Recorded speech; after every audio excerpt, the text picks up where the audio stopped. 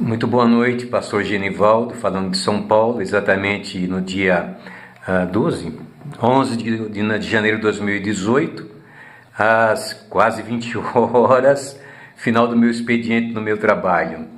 E como a gente não tem tecnologia, tem que improvisar e está aqui. É o vídeo de número 72, Senaqueribe ameaça Deus. É isso aí. Oh, meu Deus, que pobreza. Bom, vamos lá.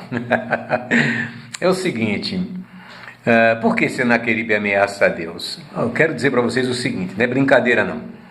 Sempre que alguém ameaça o povo de Deus, isso acontecia lá com Israel no passado e também acontece hoje. Há todo um ato, uma questão profética se cumprindo em torno da nação israelita, mas vai se cumprir, fique tranquilo.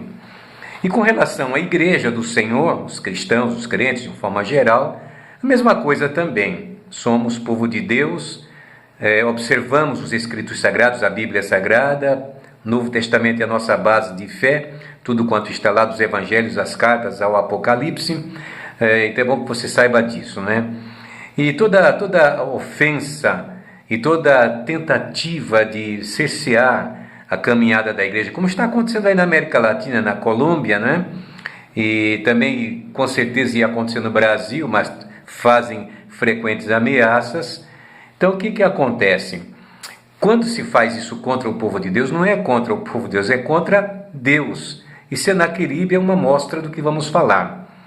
Muito bem, veja, Jesus é considerado na Escritura como a pedra de esquina, a pedra fundamental que os edificadores rejeitaram.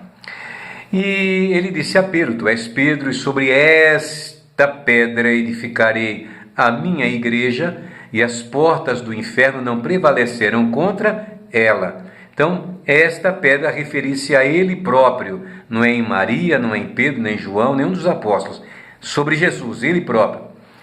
Ele é a base do edifício. Em Mateus 21, 42, 44, para vocês terem ideia, ele falava ao povo judeu e dizia o seguinte: nunca leste nas Escrituras a pedra que os edificadores rejeitaram, essa foi posta por cabeça do ângulo, pelo Senhor foi feito isto, e é maravilhoso aos nossos olhos? Portanto, eu vos digo que o reino de Deus vos será tirado, referindo-se a Israel, e será dado a uma nação que dê seus frutos. Agora ele complementa: e quem cair sobre esta pedra, despedaçar-se-á, e aquele sobre quem ela cair ficará reduzido a pó. Mateus 21, 42, 44. E lembre-se que quando Roma invadiu lá, acho que foi Tito, né? Exatamente, general Tito, as mulheres tinham chorado: caia sobre nós o sangue desse homem. E de fato caiu mesmo. Não somente naquela ocasião, na invasão romana, caiu aí pelas mãos de Hitler, outras ameaças, mas Deus está com o pequeno Davi, isso não há dúvida nenhuma. Vamos em frente, vamos lá, porque Senaqueribe ameaça a Deus. Bem, o Império Assírio estava seu apogeu, em pleno desenvolvimento, e o alvo agora era Israel. Estava dividido nossos reinos, no norte, a capital em Samaria, o reino de Israel, e o reino de Judá no sul, capital em Jerusalém. E Senaqueribe mandou lá o seu representante, que falava o hebraico, que chegou no muro da cidade e começou a gritar ameaças contra Israel, contra os habitantes de Jerusalém, contra o rei, etc. Muito bem, e disse: olha, eu passei por tal cidade, dominei a cidade e o Deus dela não fez nada por ela. Eu passei por outra cidade, dominei, destruí a cidade, o Deus dela não fez nada por ela. Em quem vocês estão confiando? Nas promessas aí de Ezequias, o rei?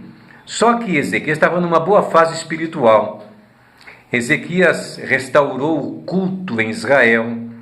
Ezequias limpou os altares e ordenou que se cultuasse a Deus e se oferecesse no único altar que estava lá em Jerusalém. Enfim, restaurou o governo, fez o que era bom, agradou a Deus. E nessa ameaça de Senaqueribe, que estava com todo o seu exército lá pronto para atacar Israel, depois de Laquis, é claro, né?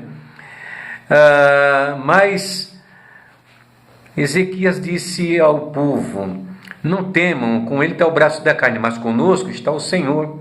Deus vai nos dar vitória. Quando ouviram as ameaças, onde está quem é o teu Deus, quem é que vai te livrar? Claro que o problema não era agora com ele, o problema é com Deus. Provocou, vai encontrar. O problema é com Deus. E eles chamou lá o profeta e fizeram lá uma oração, disseram: olha as ameaças dele. E o Senhor disse para eles que cuidaria de Senaqueribe como de fato cuidou. Está lá no livro de 2 Crônicas, capítulo 32, o verso de número 7.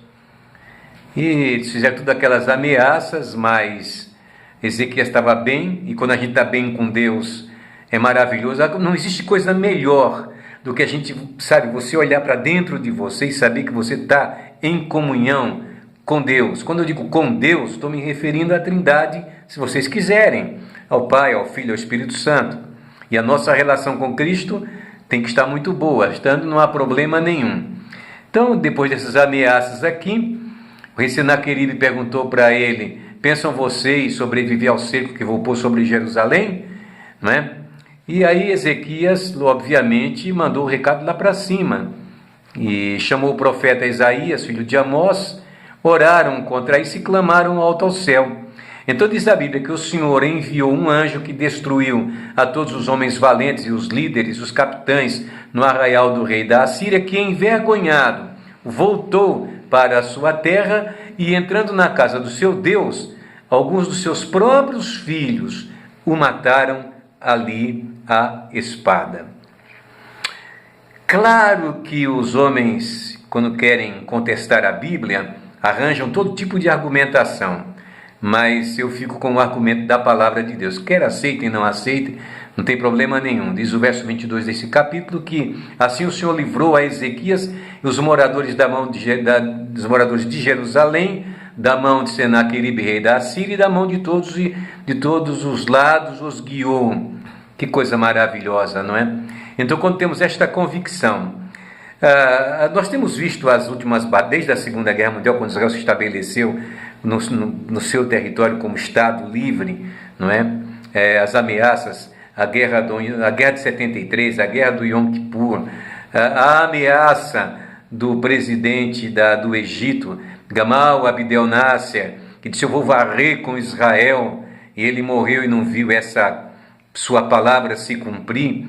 Porque a Bíblia é a palavra de Deus, ela não é apenas a verdade, ela não apenas contém a verdade, ela é a verdade. E nós nos fiamos na palavra, que tudo nela se cumpre. Ninguém pode contestar isso, tudo nela se cumpre. Portanto, ameaça de Senaqueribe, ameaça contra Deus. Qualquer governo que se levantar contra a igreja do Senhor, fique certo que a ameaça não é contra a igreja do Senhor, mas é contra o próprio Senhor. Mesmo que alguns de nós paguemos com prisão, com açoite, com pescoço cortado, seja lá o que for, isso não vai impedir a marcha, a caminhada da igreja. Portanto, muito cuidado, temam a Deus, é a melhor coisa que se faz. Esse é o princípio da sabedoria, é o temor a Deus. Beijo a todos, tenham uma noite maravilhosa de paz.